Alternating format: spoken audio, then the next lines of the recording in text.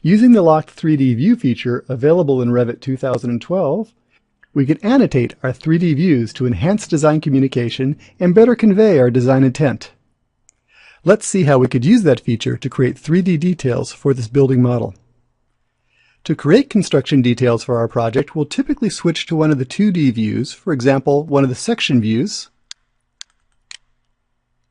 zoom in on an area,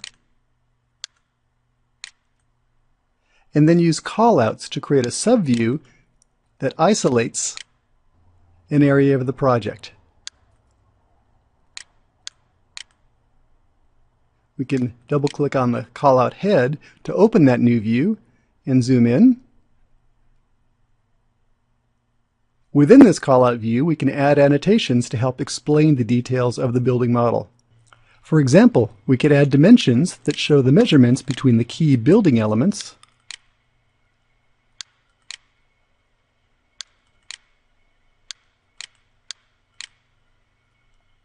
we can add tags to identify the elements seen in the view.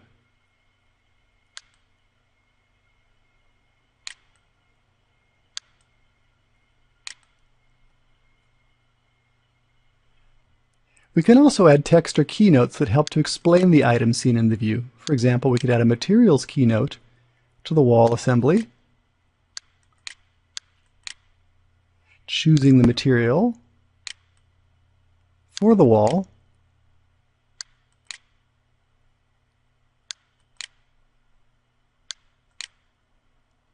and have that keynote reference the wall assembly back to a specific section of a specification or a work breakdown structure. But even with all this annotation, these views are still relatively flat compared to the 3D views that we use to generate them. Let's take a look at how we could create a 3D version of the same detail.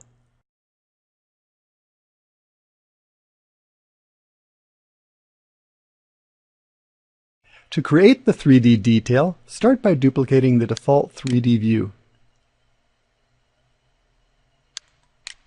We'll want to create a new non-perspective view to use for our detail. Let's rename that view to reflect its new function.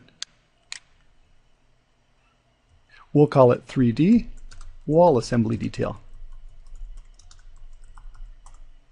Next, we'll change the viewpoint for this 3D view to match the 2D detail. To do that, open the steering wheel widget and right-click on it to reveal a menu of options.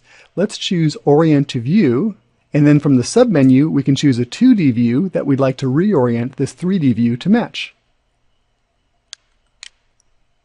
Let's zoom in closer and orbit this around a bit to see what's been created. First zooming, and then orbiting. Let's pan it up a bit too. You'll see that what's been created is a 3D view that's using the section box to match the cropping of the 2D detail. And we can use this 3D view as the basis for creating a 3D detail.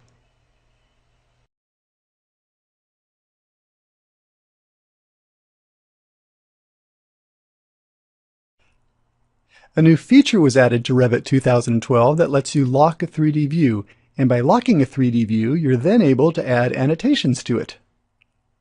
To lock a 3D view, go to the control bar and look for this icon. It looks like the default 3D view symbol, but it also has a lock in front of it. And if you click the icon, you can save the orientation and lock the view. With the 3D view locked, we can now start adding standard annotation elements to the view. For example, we can add text annotations. Let's choose the text tool and the two-step leader. We'll call this Wall Assembly A. We can also add tags, for example, to tag those window elements again. Now before we add the tag, it's a good idea to check your visibility graphics settings because the window tags may not be turned on in 3D views.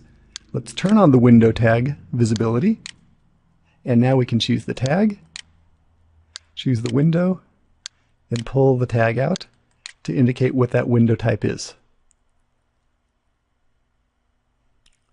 We can also add keynotes showing the element, the material, or a user-defined keynote. Again, let's go for the material.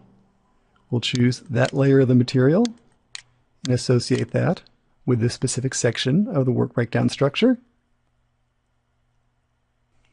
Again, the advantage of using keynotes is that it lets us standardize our notes and ensures consistency.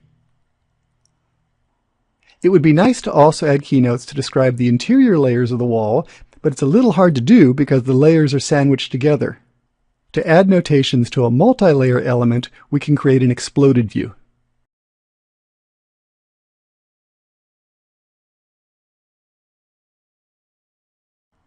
To create an exploded view, let's use Revit's new Create Parts tool to break apart the layers of that wall assembly into individual construction elements. We'll start by choosing the wall element in our 3D view. In the Contextual Modify menu, we can go to the Create Parts tool to break that wall into individual parts representing each of the different material layers. Then we'll check the Parts Visibility parameter for this view to verify that we're showing the parts alone, not the original and not both. We can now select an individual part of the wall and choose to show its shape handles that will let us change the boundaries of that part element. We're not able to see the shape handle for this particular part because its front boundary is being clipped by the section box. We'll pull on this control to move forward, then reselect the part and push back on the shape handle to expose the layers underneath. Let's also select the next layer back, show its shape handles, and again pull that back, exposing the layer underneath. Click in the model view. Now we can reselect the section box, push back on its control, and recreate the section cut. If we zoom in, we can take a better look at those wall layers, then use keynotes to call out the individual materials. Let's go to the Annotate tab, choose the Keynote tool, then place a keynote to call out the core layer of the wall assembly. We'll place that keynote, choose the appropriate division for the material,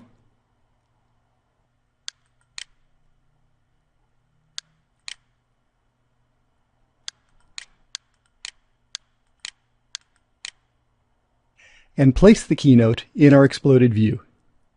We now have an exploded 3D detail that will be easier for many to understand than a typical 2D detail view.